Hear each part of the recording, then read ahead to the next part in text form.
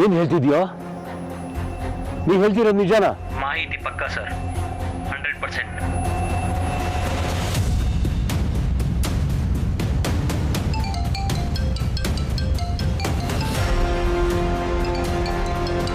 ಹರ್ಷ sir ಯಾಕೆ ಕಾಲ್ ಮಾಡ್ತಿದ್ದಾರೆ?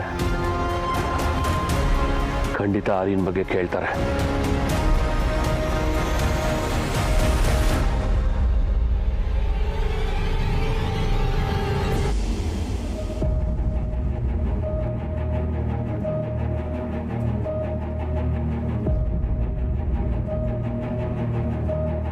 Hello, ಹಾಂ ಜೇಂಡೆ, ಯಾಕೆ ಇಷ್ಟು ತೊಗೊಂಡ್ರಿ?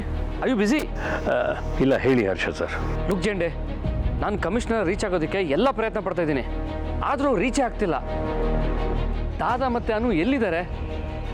ಅವ್ರು ಕಿಡ್ನಾಪ್ ಆಗಿರಲ್ಲ ತಾನೆ? ಅವ್ರು ರಿಡಿಕ್ಯುಲಸ್ ಜೇಂಡೆ. ಅಲ್ಲ, ನಮ್ಮ ದಾದಾ ಆರ್ಯವರ್ಧನ್ ಮಿಸ್ಸಿಂಗ್ ಅಂತ ನಾನು ಕನ್ವಿನ್ಸೇ ಆಗ್ತಿಲ್ಲ. ಪ್ಲೀಸ್ ಜೇಂಡೆ, ಡೂ ಸಮಥಿಂಗ್. ಹರ್ಷ ಸರ್, ನಾನು ಕಮಿಷನರ್ ಜೊತೆ ಟಚ್ಚಲ್ಲಿದ್ದೀನಿ. ನೀವೇನು ಚಿಂತೆ ಮಾಡಬೇಡಿ. ಆರ್ಯ ಸರ್ನ ಆದಷ್ಟು ಬೇಗ ಮನೆಗೆ ಕರ್ಕೊಂಡು ಬರೋ ಜವಾಬ್ದಾರಿ ನಂದು. ಆದಷ್ಟು ಫೋನಲ್ಲಿ ನಾವೇನು ಮಾತಾಡೋದು ಬೇಡ. ಯಾಕೆ ನಮ್ಮ ಫೋನ್ ಟ್ಯಾಪ್ ಆಗಿರ್ಬೋದು ಅನ್ಕೊಂತೀರಾ? ಚಾನ್ಸಸ್ ಇಲ್ಲ ಅಂತ ಹೇಳೋಕ್ಕಂತೂ ಆಗಲ್ಲ ಸರ್. ಎಗ್ರಿ ಜೇಂಡೆ, ಹೀಗೆ ಅಲರ್ಟ್ ಆಗಿರಿ ಪ್ಲೀಸ್. ದಾದಾ ಎಲ್ಲಿದ್ದಾರೆ ಅಂತ ಹುಡ್ಕೊಡಿ. ಇಲ್ಲ, ನಾನು ನಿಮಗೆ ಲೊಕೇಶನ್ ಕಳಿಸ್ಕೊಡ್ತೀನಿ, ಬನ್ನಿ. ಈಗ ನೀವೆಲ್ಲಿದ್ದೀರಿ ಅಂತ ಹೇಳಿ ಹರ್ಷ ಸರ್, ನಾನು ಕೂಡಲೇ ಅಲ್ಲಿಗೆ ಬರ್ತೀನಿ. ಈಗಲಾ? ಫೋನಲ್ಲೆಲ್ಲ ಹೇಳೋಕ್ಕಾಗಲ್ಲ.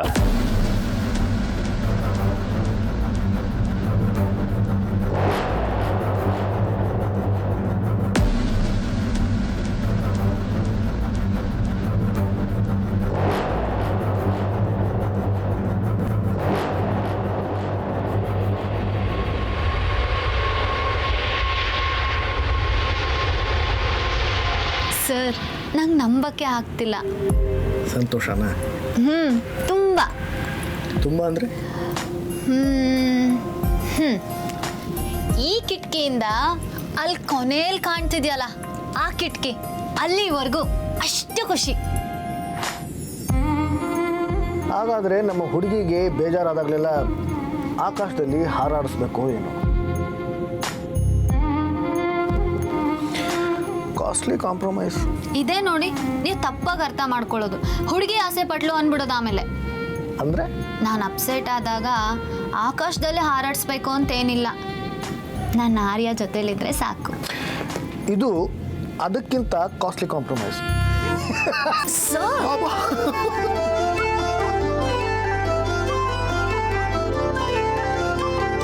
ಆದರೂ ಅದು ನಿಜಾನೇ ಸರ್, ನೀವು ಕೈಗೆ ಸಿಗೋದು ಕಾಸ್ಟ್ಲಿನೇ ಅಲ್ವಾ? ಅಲ್ಲಿ ಕೆಳಗಡೆ ನಿಮಗೋಸ್ಕರ ಎಷ್ಟೋ ಮೀಟಿಂಗ್ಗಳು ಹೋಲ್ಡಲ್ಲಿದ್ದಾವೆ, ಎಷ್ಟೋ ಜನ ಕ್ಲೈಂಟ್ಸ್ಗಳು ನಿಮಗೋಸ್ಕರ ಕಾಯ್ತಾ ಇದ್ದಾರೆ. ನನ್ನಿಂದ ಬಿಸ್ನೆಸ್ಸಲ್ಲಿ ಎಷ್ಟು ಲಾಸ್ ಆಗಿರ್ಬೋದು ಇವಾಗ.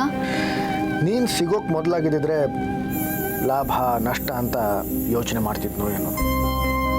ಆದರೆ ಈಗ ನೀನು ನನ್ನ ಪಕ್ಕದಲ್ಲಿ ಇರಬೇಕಾದ್ರೆ ನನ್ನ ಕ್ಯಾಲ್ಕುಲೇಟರ್ ಆಫ್.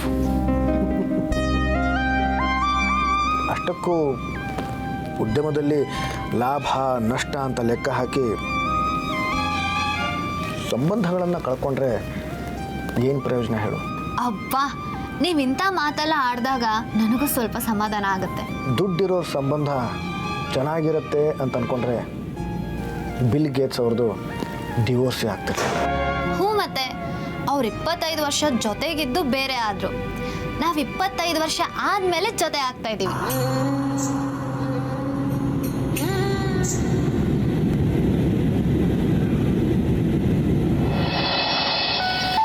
ನಾವು ಹೀಗೆ ಇದ್ಬಿಡೋಣ ಸರ್. ಅರೆ, ಪೈಲಟ್ ಗತಿ ಏನಾಗಬೇಕು ಸರ್? ನೀವು ಹೀಗೆ ಯಾರ ಕೈಲೂ ಕೊಡೋಕ್ಕಾಗ್ದಿರೋಂಥ ಸರ್ಪ್ರೈಸ್ಗಳನ್ನೆಲ್ಲ ಕೊಡ್ತಾ ಇದ್ರೆ ನಾನು ಇದಕ್ಕೆಲ್ಲ ಅರ್ಹಳ ಅಂತ ಅನ್ನೋ ಪ್ರಶ್ನೆ ಕಾಡತ್ತೆ ಸರ್. ಈ ಪ್ರಶ್ನೆ ಮೂಡಿದಾಗ ಇರೇಸರ್ ತಗೊಂಡು ಅಳಿಸ್ಬಿಡು. ಆರ್ಯನ ಅಷ್ಟು ಆಸ್ತಿ ಒಂದು ಕಡೆ ತೂಗಿದ್ರು ತಕಡಿ ನಿನ್ನ ಕಡೆನೇ ವಾಲುತ್ತೆ. ನಾನು ಎಲ್ಲನೂ ಕಳ್ಕೊಂಡು ಬದುಕಬಲ್ಲೆ ಅನ್ನು. ಆದರೆ ನಿನ್ನನ್ನು ಬಿಟ್ಟು ನನ್ನಿಂದ ಬದುಕೋಕೆ ಸಾಧ್ಯ ಇಲ್ಲ. ಇದೆಲ್ಲ ನಿಜಾನ ಅಂತಾನೆ ಡೌಟು ನನಗೆ, ನಂಬಕ್ಕೆ ಆಗ್ತಿಲ್ಲ ಸರ್. ಆರ್ಯನ ಮೂಲ ಮಂತ್ರ ನಂಬಿಕೆ. ಆದರೆ ವಿಪರ್ಯಾಸ ನೋಡು, ಆತನ ಹುಡುಗಿಗೇನೆ ಆತನ ಮೇಲೆ ನಂಬಿಕೆ ಇಲ್ಲ. ಅಯ್ಯೋ ಸಾರಿ ಸರ್, ನಾನು ಆ ಅರ್ಥದಲ್ಲಿ ಹೇಳಲಿಲ್ಲ. ಗೊತ್ತು, ಸುಮ್ಮನೆ ಕಾಲು ಎಳೆದೆ ಅಷ್ಟೇ. ಅಯ್ಯೋ, ಇಷ್ಟು ಎತ್ತರದಲ್ಲಿರುವಾಗ ಕಾಲು ಎಳಿಬೇಡಿ ಸರ್.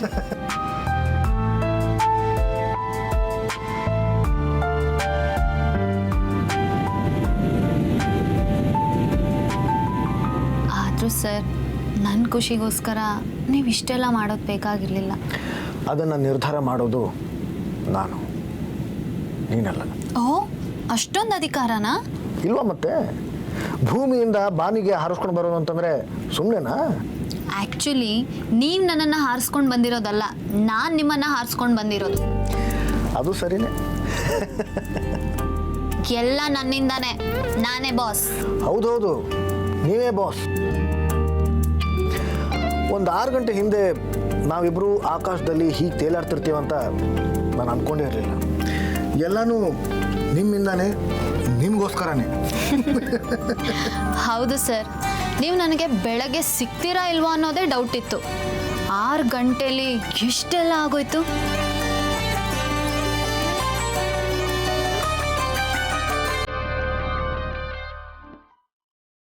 ಅರೆ, ಮೆಸೇಜ್ ನೋಡಿದ್ರೂ ರಿಪ್ಲೈ ಮಾಡಿಲ್ಲ. ನಾನು ಮೆಸೇಜ್ ಕಳಿಸಿ 1 ಗಂಟೆ ಮೇಲಾಯಿತು. ಪಾಪ ಮಲಗಿದಾರೇನೋ ಅಂತ ಸುಮ್ಮನಿದ್ರೆ ಮೆಸೇಜ್ ನೋಡಿದ್ರು ಏನೂ ರಿಪ್ಲೈ ಮಾಡ್ತಿಲ್ವಲ್ಲ ಇವರು. ಬೆಳಗ್ಗೆನೆ ಅದೆಂತ ಬ್ಯುಸಿಯಾದ ಕೆಲಸ ಇವ್ರಿಗೆ. ಜಸ್ಟ್ ಒಂದು ಸ್ಮೈಲಿ ಕಳಿಸಿದ್ರು ಖುಷಿ ಆಗ್ತಿದ್ನಪ್ಪ. ನಾನು ಎಷ್ಟು ಬೇಜಾರು ಮಾಡ್ಕೊಂಡಿದ್ದೀನಿ ಅಂತ ಕ್ಲಿಕ್ ಮಾಡಿ ಕಳಿಸ್ಲಾ?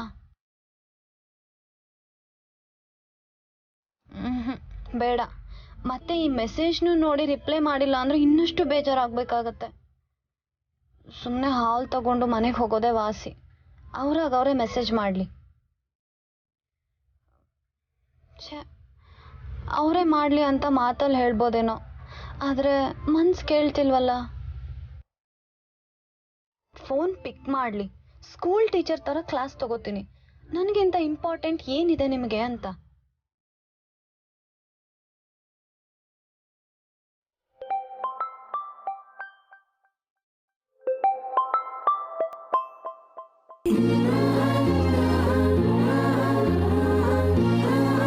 ಏನು ಗುಡ್ ಮಾರ್ನಿಂಗ್. ಏನು ಬೆಳಗ್ಗೆ ಫೋನ್ ಮಾಡಿದ್ದೆ ಡಾರ್ಲಿಂಗ್? ಫುಲ್ಲು ಕೋಪದಲ್ಲಿ ಬೈಯೋಣ ಅಂತ ಫೋನ್ ಮಾಡಿದ್ರೆ ಒಂದೇ ಮಾತಲ್ಲಿ ಕೂಲ್ ಮಾಡಿಬಿಟ್ರಲ್ಲ. ಕೋಪನಾ? ಯಾಕೆ ಅಂದರೆ ನಿಮ್ಮ ಕೈಲಿರೋದು ಮೊಬೈಲಾ ಅಥವಾ ಲ್ಯಾಂಡ್ಲೈನಾ? ಅದರಲ್ಲಿ ಮೆಸೇಜ್ ಸಹ ಬರುತ್ತೆ ಅನ್ನೋದು ಗೊತ್ತಿದೆಯೋ ಇಲ್ವೋ? ಫೋನ್ ರಿಂಗ್ ಆದಾಗ ಮಾತ್ರ ನೀವು ಫೋನ್ ಯೂಸ್ ಮಾಡೋದು. ನಾನು ಗುಡ್ ಮಾರ್ನಿಂಗ್ ಅಂತ ಮೆಸೇಜ್ ಮಾಡಿ 1 ಅವರ್ ಆಯಿತು. ಏನಾದರೂ ರಿಪ್ಲೈ ಮಾಡಿದ್ರಾ ನೀವು? ಸರಿ, ಅಟ್ಲೀಸ್ಟ್ ನೀವು ಅದನ್ನು ನೋಡದೇ ಇದ್ದಿದ್ರಾದರೂ ನನಗೆ ಸಮಾಧಾನ ಆಗ್ತಿತ್ತು. ನೋಡಿನೂ ಏನೂ ರಿಪ್ಲೈ ಮಾಡಿಲ್ವಲ್ಲ ನೀವು? ಹೋಗಿ ಸರ್, #HateYou. ಮೆಸೇಜ್ಗೆ ರಿಪ್ಲೈ ಮಾಡಿಲ್ಲ ಅಂತ ಹೇಟ್ ಯುವರೆಗೂ ಹೊಟ್ಟೋದಿಯಾ? ನೀವೇನಾದರೂ ನನಗೆ ಈಗ ಎದುರುಗಡೆ ಸಿಕ್ಕಿದ್ದಿದ್ರೆ ಕೊರಳ್ಪಟ್ಟಿ ಹಿಡಿದು ಕೇಳ್ತಿದ್ದೆ. ಯಾರೇನು ಕಾಲರ್ ಹಿಡಿಯೋಷ್ಟು ಧೈರ್ಯ ಬಂತ ನಿನಗೆ? ಏನೀಗ? ಏನು ನಿಮ್ಮ ಫ್ಯಾನ್ಸ್ ಎಲ್ಲ ನನ್ನ ಮೇಲೆ ಕೋಪ ಮಾಡ್ಕೋತಾರಾ? ಮಾಡ್ಕೊಳ್ಳಿ. ಮೆಸೇಜಿಗೆ ರಿಪ್ಲೈ ಮಾಡಿಲ್ಲ ಅಂದರೆ ಕಾಲರ್ ಹಿಡಿಯೋದೆ. ನೀನು ಹೀಗೆ ನನಗೆ ಅವಕಾಶ ಕೊಡದೆ ಮಾತಾಡ್ತಾ ಇದ್ರೆ ನಾನು ಏನಂತ ಮಾತಾಡಲಿ? ಇನ್ಮೇಲೆ ನೀನು ಎಷ್ಟೊತ್ತಿಗೆ ಮೆಸೇಜ್ ಮಾಡ್ತೀಯಾ, ನಾನು ಎಷ್ಟೊತ್ತಿಗೆ ರಿಪ್ಲೈ ಕೊಡಬೇಕು, ಆ ರಿಪ್ಲೈ ಏನಿರಬೇಕು ಎಲ್ಲನೂ ನೀನೇ ಹೇಳ್ಕೊಟ್ಟು ನಾನು ಹಾಗೇ ಮಾಡ್ತೀನಿ. ಸುಮ್ಮನೆ ನಿಮ್ಗೆ ಯಾಕೆ ಅಷ್ಟೊಂದು ಕಷ್ಟ? ಒಂದು ಕೆಲಸ ಮಾಡಿ, ನಿಮ್ಮ ಫೋನನ್ನು ನನಗೆ ಕೊಟ್ಬಿಡಿ. ನಾನೇ ಮೆಸೇಜ್ ಮಾಡ್ಕೊಂಡು ನಾನೇ ರಿಪ್ಲೈ ಮಾಡ್ಕೋತೀನಿ. ಒಳ್ಳೆ ಕಲ್ಪನೆ. ನನಗೆ ಕೋಪ ಬಡಿಸ್ಬೇಡಿ ನೀವೀಗ. ಇಡೀ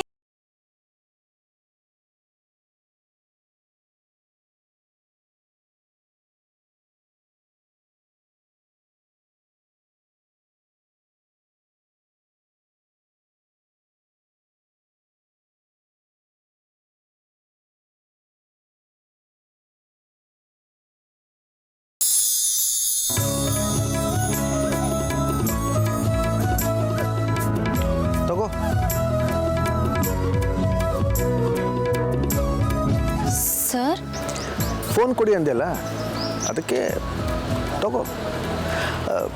ಅದಕ್ಕೂ ಮೊದಲು ಗುಡ್ ಮಾರ್ನಿಂಗ್. ಮೆಸೇಜ್ಗೆ ರಿಪ್ಲೈ ಮಾಡೋದು ಈಗಿನ ಹುಡುಗರ ಸ್ಟೈಲ್. ನಮ್ದೇನೇ ಇದ್ದರೂ ಡೈರೆಕ್ಟ್ ಡೀಲಿಂಗ್. ಕಾಲರ್ ಹಿಡಿತೀನಿ ಅಂತಂದೆಯಲ್ಲ, ಹಿಡಿ. ಏನು ಯೋಚನೆ ಮಾಡಬೇಡ. ಅಭಿಮಾನಿಗಳು ಬೇಜಾರು ಮಾಡ್ಕೊಳ್ಳಲ್ಲ. ಯಾರೇನು ಅಭಿಮಾನಿಗಳು ಅನುಗೂ ಅಭಿಮಾನಿಗಳೇ.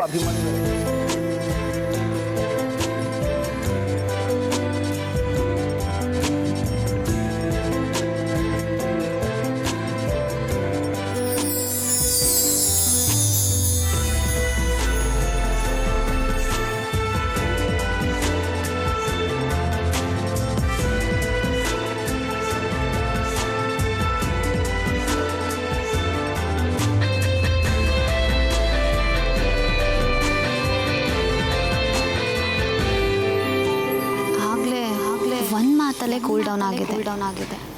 ಈಗ ಟೋಟಲಿ ಕರಗೆ ಹೋದ.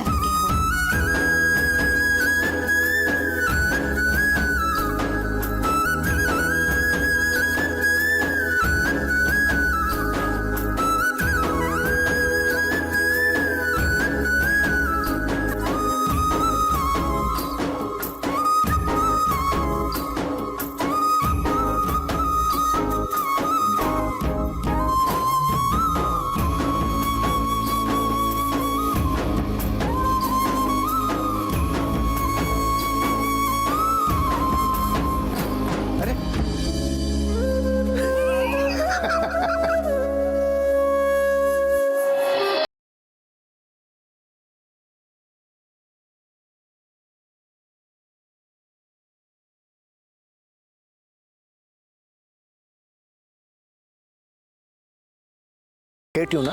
ನೋ, ಈಗ #LoveYou. ಅರೆ ವಾ. ನಿನಗೆ ಹೇಗೆ ಎದ್ದು ಕೂಡಲೇ ನನಗೆ ಮೆಸೇಜ್ ಮಾಡಬೇಕು ಅಂತ ಅನ್ಸುತ್ತೋ ಹಾಗೆ ನನಗೂ ಎದ್ದು ಕೂಡಲೇ ನಿನ್ನನ್ನು ನೋಡಬೇಕು ಅಂತ ಅನ್ಸುತ್ತೆ. ಅದಕ್ಕೆ ಓಡ್ ಬಂದೆ. ಈಗಿನ ಕಾಲದ ಹುಡುಗರು ಯಾರು ನನ್ನ ಹುಡುಗನ ಮುಂದೆ ನಿಲ್ಲಕ್ಕಾಗಲ್ಲ.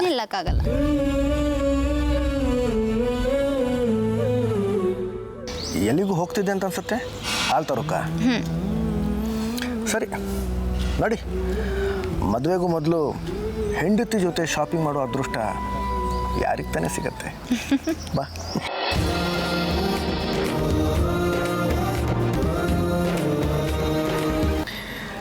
ಯಾವ ಸುರಕ್ಷತೆಯೂ ಇಲ್ಲದೆ ಹೀಗೆ ಹಾಯಾಗಿರೋದು ಎಷ್ಟು ಖುಷಿ ಕೊಡುತ್ತೆ ಗೊತ್ತಾ?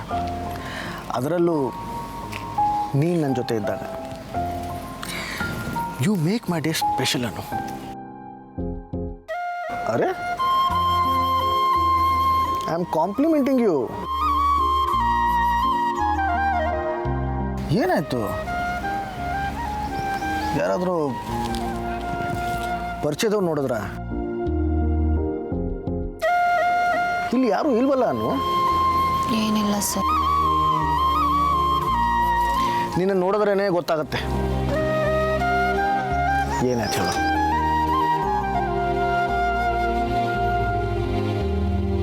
I missed you. Are you okay? ನಾನು ನಿಮ್ಮ ಜೊತೆ ಹೀಗಿದ್ದು ಎಷ್ಟು ದಿನ ಆಯಿತು. ಈಗ ಜೊತೆಲಿ ಇದೀವಲ್ಲ. ಐ ಮಿಸ್ಡ್ ಯು ಟು ಅನ್ನು. ಆದರೆ ಏನು ಮಾಡೋದು, ಪರಿಸ್ಥಿತಿ. ನೀವು ಹೇಗೆ ಕಾರಣ ಕೊಡಬೇಡಿ. ದಿನಕ್ಕೊಂದ್ಸಲಿನೂ ಭೇಟಿ ಆಗದೆ ನೀವೆಲ್ಲೋ ನಾನೆಲ್ಲೋ ಅನ್ನೋ ಥರ ಇರೋಕ್ಕಾಗಲ್ಲ ನನಗೆ. ನಿನ್ನ ಮನಸ್ಸಿಗೆ ಇನ್ನೂ ಒಂದು ಸ್ವಲ್ಪ ದಿನ ಕಾಯೋಕ್ಕೆ ಹೇಳು. ಕಾದು ಸಾಕಾಯ್ತು. ಇದಕ್ಕೆ ನನ್ನ ಹತ್ರ ಉತ್ತರ ಇಲ್ಲ. ನಾನು ನಿಮಗೆ ಪ್ರಶ್ನೆ ಕೇಳ್ತಿಲ್ಲ. ನನ್ನ ಮನಸ್ಸಲ್ಲಿರೋ ಆಸೆಗಳನ್ನೆಲ್ಲ ಹೇಳ್ಕೊತಿದ್ದೀನಿ ಅಷ್ಟೇ. ನಾನು ಒಪ್ಪಲ್ಲ. ನಿನ್ನ ಆಸೆ ಅಂದರೆ ನಾನು ಅದನ್ನು ಒಪ್ಪಲ್ಲ. ನಿನ್ನ ಆಜ್ಞೆ ಅಂತ ಹೇಳು, ಆಗ ಖಂಡಿತವಾಗ್ಲೂ ಒಪ್ಕೊಳ್ತೀನಿ. ಹೌದಂತೆ. ಈಗ ನಾನು ಆಜ್ಞೆ ಅಂತ ಹೇಳಿದ್ರೆ ನೀವು ಅದನ್ನ ಈಡೇರಿಸ್ಬಿಡ್ತೀರಾ? ಏನು ಅಂತ ಹೇಳು.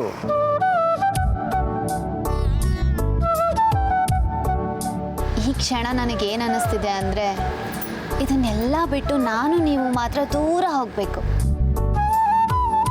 ಯಾವ ಡಿಸ್ಟರ್ಬೆನ್ಸು ಇಲ್ಲದೆ ಆರಾಮಾಗಿ ಎಲ್ಲಾದ್ರೂ ದೂರ.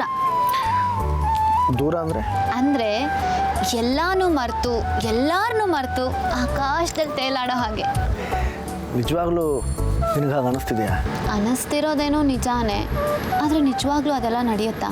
ಅನುಗೆ ಬೇಕು ಅನ್ಸಿದ್ದೆಲ್ಲನೂ ನಿಜ ಮಾಡೋ ತಾಕತ್ತು ಯಾರೇನ್ಕಿದೆ? ನಿನ್ನ ಯಾವ ನಿರೀಕ್ಷೆಗಳನ್ನು ನಿರಾಸೆ ಮಾಡಲ್ಲ ಅಂತ ನಾನು ನಿನಗೆ ಮಾತು ಕೊಟ್ಟಿದ್ದೆ, ನೆನಪಿದೆಯಾ?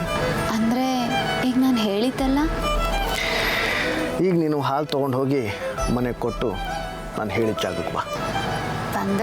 ಬಂದರೆ ಈ ಕ್ಷಣದಿಂದ ನನ್ನ ಮುಂದಿನ 24 ಗಂಟೆಗಳು ನಿಂದೆ.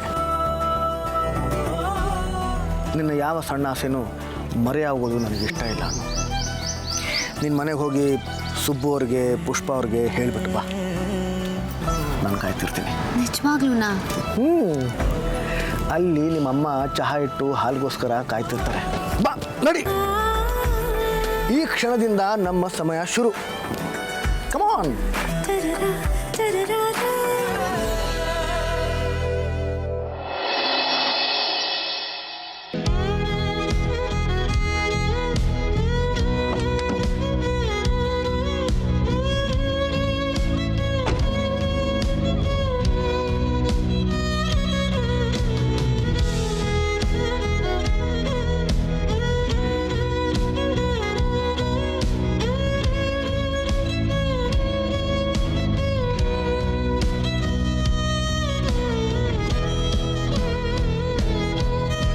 ಸರ್, ಎಲ್ಲಿ ಕರ್ಕೊಂಡು ಬಂದಿದ್ದೀರಾ ನನ್ನ?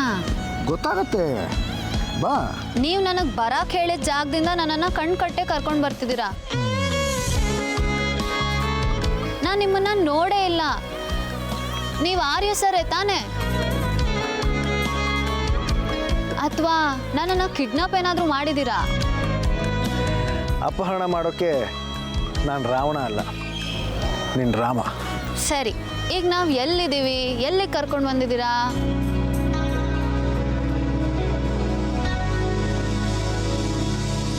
3, 2, 1.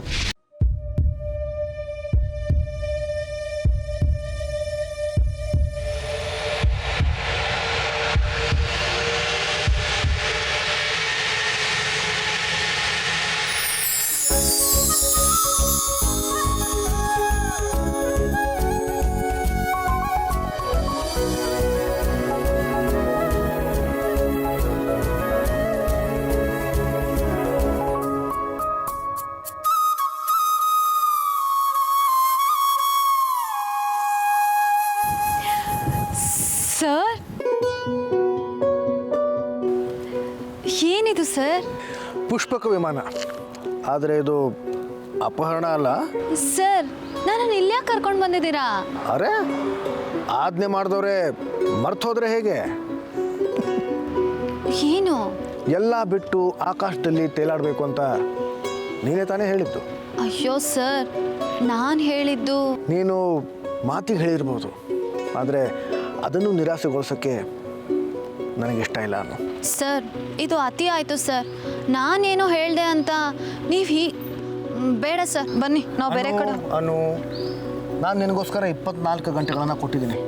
ಅವುಗಳಲ್ಲಿ 2 ಗಂಟೆಗಳು ಆಗೋದು. ನೀನು ಈಗ ಹಠ ಮಾಡ್ತಾ ಹೀಗೆ ನಿಂತಿರ್ತೀಯೋ ಇಲ್ಲ ನನ್ನ ಜೊತೆಗೆ ಬರ್ತೀಯೋ? ಸರ್, ನೀನು ಕೇಳಿದ್ದನ್ನೆಲ್ಲ ಈಡೇರಿಸೋಕ್ಕೆ ನನಗೆ ತುಂಬ ಖುಷಿ. ಆದರೂ ಇದೆಲ್ಲ. Let's go Anu. ನೀನು ಆಸೆ ಪ್ರಕಾರ ಲೆಟ್ಸ್ ಫ್ಲೈ. ಹಾಗನ್ಬೇಡಿ ಸರ್, ನಂಗೇನೋ ಗಿಲ್ಟ್ ಕಾಡತ್ತೆ. ನಾನೇ ನಿಮ್ಮನ್ನು ಹಿಡಿದು ಕಟ್ಟಾಕ್ಬಿಟ್ಟೆ ಅಂತ. ಹಾಗೆ ಯಾಕೆ ಅನ್ಕೋತೀಯ?